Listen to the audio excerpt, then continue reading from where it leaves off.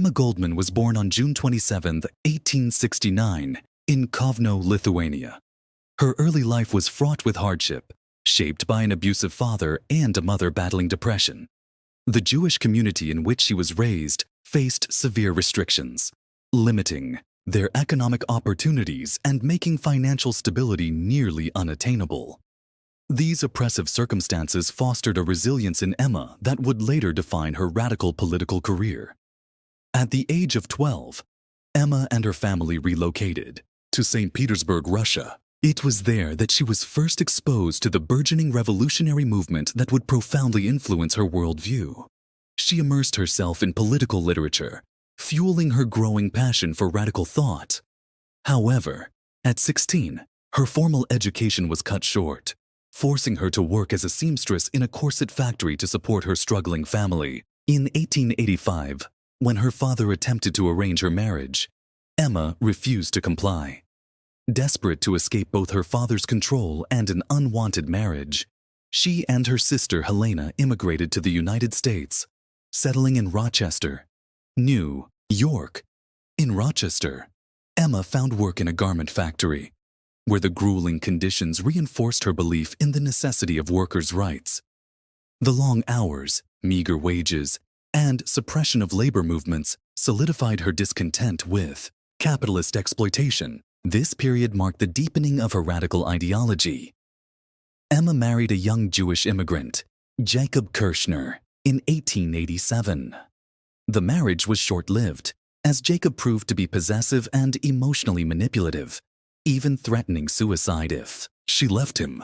Determined to live life on her own terms, she divorced him within a year and relocated to New York City. In the thriving intellectual and radical circles of the city, Emma found her true calling in the anarchist movement. Anarchism captivated Emma because it resonated with her belief that people were inherently good and capable of organizing themselves without oppressive governmental structures. However, she diverged from many anarchists in her staunch advocacy for women's rights. While many in the movement believed that dismantling capitalism would automatically lead to gender equality, Emma argued that women needed to actively fight for their independence from male dominance. This conviction positioned her as a pioneering feminist within the anarchist cause. In 1892, Emma and her partner, Alexander Berkman, were incensed by the violent suppression of striking steelworkers in Homestead, Pennsylvania. Their anger led them to conspire to assassinate the industrialist Henry Clay Frick. Alexander shot Frick in his office, but the businessman survived. As a result, Alexander was sentenced to 22 years in prison, of which he served 14. Emma, though arrested, was released due to insufficient evidence linking her to the plot. This incident cemented her reputation as a notorious radical willing to take extreme measures for her cause. In the years that followed, Emma emerged as a leading voice in anarchist and feminist circles. She traveled extensively, delivering fiery speeches on social justice, labor rights, free love, and birth control. She became a fixture in the bohemian enclaves of Greenwich Village, where she forged connections with prominent intellectuals and revolutionaries. In 1906, she founded the magazine Mother Earth, which served as a platform for radical political discourse.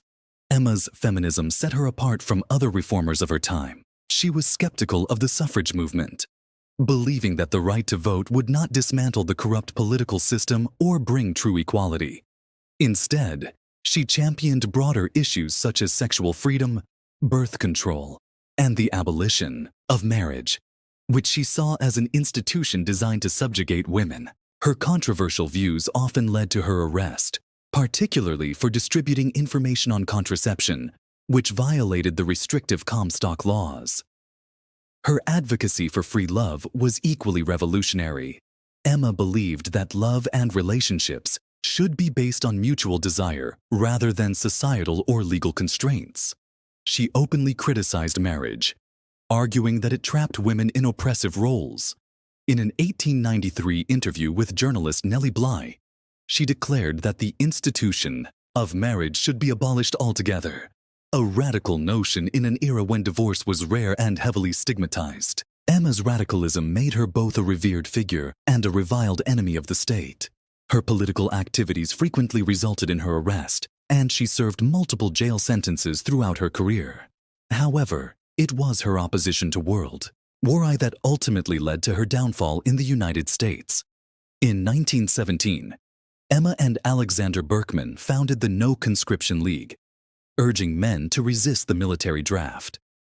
Using Mother Earth as a platform, they organized anti-war rallies that drew thousands of supporters. The U.S. government responded by banning the magazine and arresting both Emma and Alexander on charges of conspiring against the draft.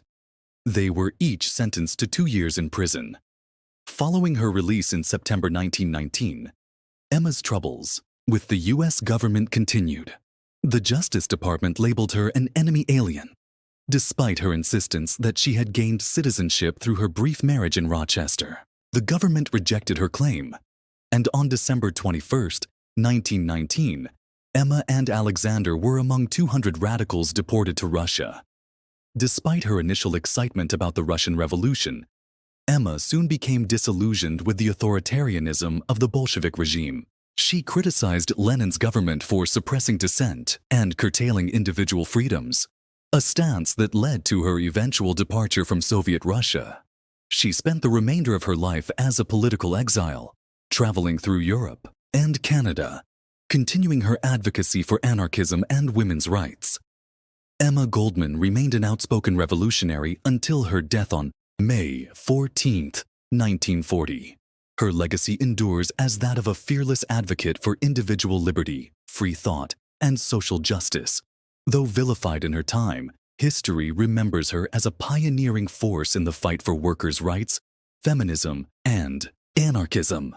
Even after her passing, her writings and speeches continue to inspire activists around the world, serving as a testament to the power of unwavering conviction in the face of oppression.